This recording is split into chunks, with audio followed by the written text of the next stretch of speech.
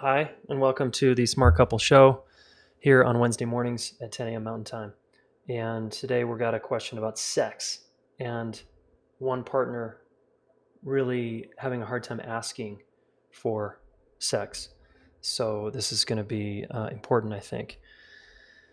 So I'm going to play you the question, so hopefully you can hear this, depending on what format you're using right now.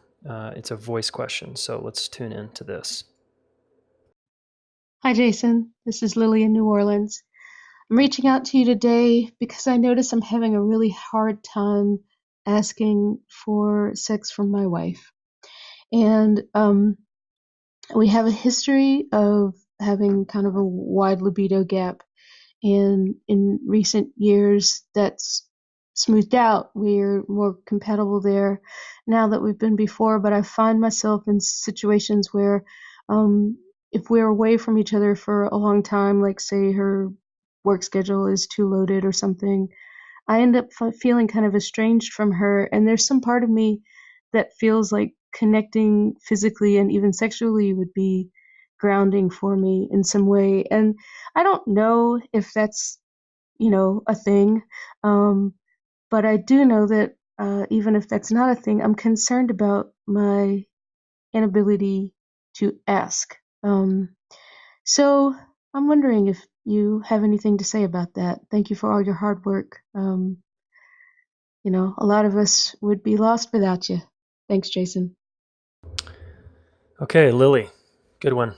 So what's she asking here? There's a number of talking points here, but the main question is she's scared to ask her partner for sex, and uh, she's kind of avoiding it, right? So, and there's you said I we used to have mismatched sex drives, right? Our libidos were off, and that's really common. One of you has a higher sex drive than the other person, and I think that's really normal. How do you deal with that? Well, it sounds like you dealt with it, Lily, and it's gotten better. And yet, for whatever reason, you're scared to ask for, hey, I'd like a sexual connection. It's really grounding for you. Um, nice.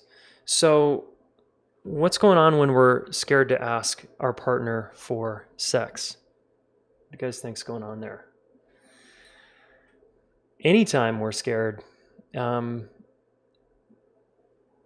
obviously she's naming it. I'm scared. I'm in fear, and I have some kind of block here. She's probably scared of her partner getting upset and shutting down and not opening up to her anymore. A number of reasons we could suspect, but what I hear your question, Lily, is how do I basically ask for sex? How do I ask for a sexual connection? And if that's a need of yours and your partner's not initiating that and you're the one initiating it, I like my very first recommendation always is to lead with vulnerability. So we name our fear. Hey, honey, I'm scared to ask you this. And then we ask the question. So see the move there? I just led with, I let my armor down. I initiated, I went first with the vulnerable thing. I just said, hey, I'm kind of scared to talk about this. And um, I'd like to talk about sex, or I'd like to have more sex with you, or I'd like you to reciprocate and want me sexually. So whatever we need to do here, you got to lead with your vulnerability and just own that. So whenever we're about to enter a hard conversation that we're scared of with our partner, just lead with vulnerability. Okay. If you take away nothing else on this episode but that, please remember that one. It goes a long way, because your partner now is like, wow, you owned your fear. It's in the space, it's in the room, and you're naming it. Thank God, because I was feeling something. I was feeling some weird tiptoeing energy. I don't know. I was feeling like you were dodging and weaving, and it felt incongruent. And people they don't trust that. So the moment you lead with your vulnerability, there's like a relaxation in another person. It's like, thanks for naming that you're scared here. And it invites your partner to maybe name that I'm scared too. I'm scared to actually say no to hurt your feelings. And because I don't want sex with you. I'm not attracted to you right now. I'm not turned on. I'm feeling really asexual. I'm stressed out at work, whatever they got going on, you know? So that's how you do it, basically. You could come up with a number of different techniques and strategies, but if you're just honest and direct with people, it goes a long way. So be honest, be direct, lead with vulnerability, all right? And I want to challenge you a little bit here, Lily, because you said it's gotten better. It's pretty much taken care of in terms of this. We had mismatched libidos. I'm guessing it's not. Otherwise, you wouldn't be in a position to being scared to ask for sex. You would be satisfied. So yes, it's gotten better, but maybe there's some more room for improvement here, and maybe it's time to have another, heartfelt conversation around your sex life. Goes a long way, right? And maybe you got to this is an opportunity for you to find out what your partner needs. Go back a couple episodes and listen to Betty Martin on touch and do one of those practices. Be like, okay, let's not necessarily, have intercourse, or let's not, what does sex mean to us? Like, are we on the same page here? Is it just petting? Is it touching? Is it intercourse? What is this here? So talk very openly about what you want from each other there. And it might be that you're, again, mismatched or your needs are different. Well, can you find a way to meet each other's needs there? Yeah. And please have this conversation. So many couples, I just admire your courage to even ask it.